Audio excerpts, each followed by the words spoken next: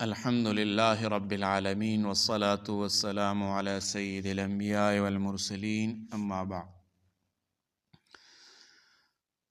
بعض لوگ فقہ حنفی پر اعتراضات کرتے ہیں اور کہتے ہیں یہ فقہ حنفی یہ احادیث اور قرآن کے خلاف ہے۔ تو سب سے پہلے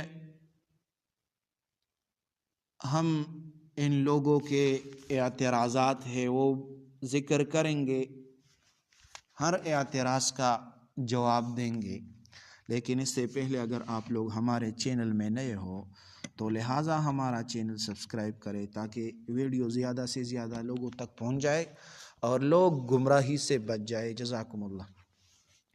تو پہلا اعتراض یہ کرتے ہیں فقہ حنفی جدید دور کے مسائل کے لیے ناکافی ہے۔ اعتراض یہ ہے فقہ حنفی جدید دور کے مسائل کے لیے ناکافی ہے۔ ہم جواب دیتے ہیں یہ اعتراض فقہ کے اصول نہ سمجھنے کا نتیجہ ہے۔ فقہ حنفی کے بنیاد صرف جزوی مسائل پر نہیں بلکہ قواعد کلیہ، قیاس، استحسان، عرف اور مصالح مرسلہ پر ہے جو ہر دور میں نئے مسائل کا حل فراہم کرتے ہیں۔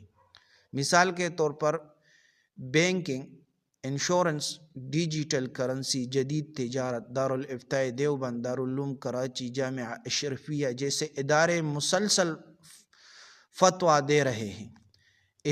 امام ابن عابدین فرماتے ہیں الاحکام تتغیر بتغیر الزمان، زمانہ بدلنے سے فروعی احکام بدل سکتے ہیں۔ تو آپ علماء سے پوچھیں، فتاوے دے کے تو آپ کے لیے ہر مسئلے کا حل نکالیں گے۔ دوسرا اعتراض کرتے ہیں کہ فقہ حنفی میں بہت سے احادیث ترک کی گئی ہے۔ اعتراض یہ ہے فقہ حنفی میں بہت سی احادیث ترک کی گئی ہے۔ تو ہم جواب دیتے فقہ حنفی میں حدیث ترک نہیں کی جاتی بلکہ حدیث کے درجہ راوی، عمل صحابہ اور ناسخ منسوخ کو دیکھا جاتا ہے۔ مثال کے رفع الیدین، حنفیہ کے نزدیک بعض احادیث منسوخ یا غیر راجح ہے، جبکہ ترک رفع یدین پر بھی صحیح احادیث موجود ہے۔ مسند احمد میں ہے اور سنن ابی داؤد میں یہ موجود ہے یہ احادیث۔ اختلاف کا مطلب حدیث چھوڑنا نہیں بلکہ فہم حدیث میں اختلاف ہے۔ تیسرا اعتراض یہ کرتے ہیں تقلید اندھی تقلید ہے اور قرآن و حدیث سے روکتی ہے۔ اعتراض یہ ہے تقلید اندھی تقلید ہے اور قرآن و حدیث سے روکتی ہے۔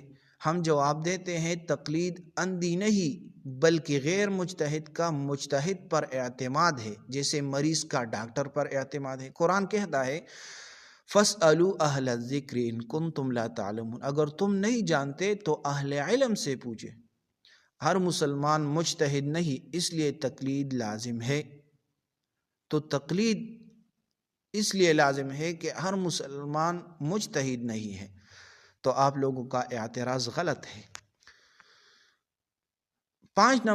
4 نمبر اعتراض یہ کرتے ہیں امام ابو حنیفہ رحمہ اللہ محدث نہیں تھے۔ امام ابو حنیفہ رحمہ اللہ محدث نہیں تھے۔ ہم جواب دیتے ہیں یہ بات بھی غلط ہے۔ امام ابو حنیفہ رحمہ اللہ نے 4000 سے زائد مشائخ سے حدیث لی ہے۔ 4000 سے زائد مشائخ سے حدیث لی ہے۔ امام الذہبی لکھتے ہیں رحمہ اللہ کان ابو حنیفہ من اوعیۃ العلم، اسی طرح الفاظ ہے امام ابو حنیفہ علم کے بڑے ذخیرے تھے۔ سیر اعلام النبلاء میں لکھا ہے ان پر جرح زیادہ تر فقہی اختلاف کی بنیاد پر ہے نہ کہ ضعف حدیث کی وجہ سے۔ 5 نمبر اعتراض یہ کرتے ہیں فقہ حنفی صرف عراق کے ماحول کے لیے تھی۔ فقہ حنفی صرف عراق کے ماحول کے لیے تھی۔ جواب سن لے، اگر ایسا ہوتا تو حجاز، شام، مصر، خراسان، ہندوستان میں قبول نہ کی جاتی۔ خلافت عثمانیہ نے اسے سرکاری فقہ نہ بنایا ہوتا۔ فقہ حنفی بین الاقوامی فقہ ہے، فقہ حنفی بین الاقوامی فقہ ہے، یہ یاد کر لیں۔ اس لیے آپ لوگ جو اعتراض کرتے ہیں اس سے پہلے آپ دیکھ لیں، سن لیں، علماء سے پوچھیں، پھر اعتراض کریں، تو آپ لوگ کے لیے یہ ضروری ہے کہ آپ لوگ زیادہ سے زیادہ لوگوں تک پہنچائے۔ جزاکم اللہ۔